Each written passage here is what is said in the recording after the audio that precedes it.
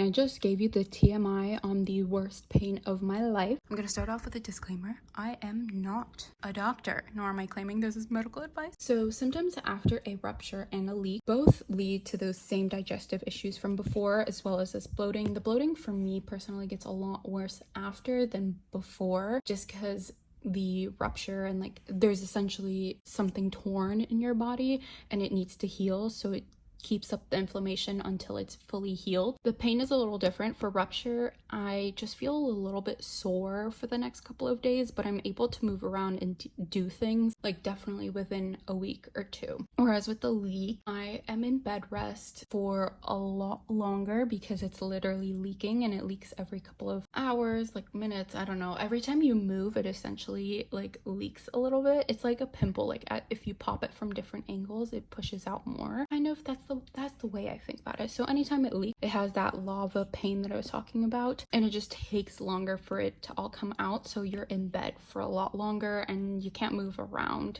for a lot longer. And now, that being said, how am I dealing with this? My aftercare. If you can afford to go to the doctor, please do. Get an ultrasound, get everything checked out, make sure there isn't something more serious. And if you end up with symptoms for more than 2 weeks or bleeding or some sort of foul discharge, I definitely recommend also going to the doctor. My favorite best friend is my heating pad. It's my lifesaver. Now, medications.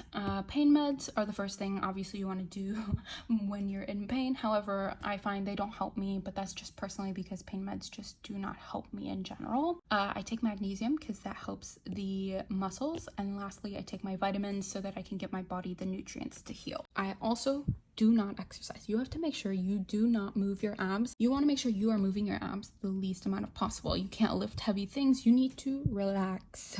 You need to lay in bed, be a loaf until everything fully heals. If you try to preemptively work out or lift something heavy or do anything, you literally will tear it back open, okay? You don't want to do that, trust. Foods. I am eating healthier. I'm avoiding anything that will cause more bloating because that just makes you feel a lot worse. And lastly, I am wearing loose clothing because I don't want to put more pressure on the area. So that was aftercare. I'm going to take a break and then we'll come back for how I maintain it or track my ovarian cysts.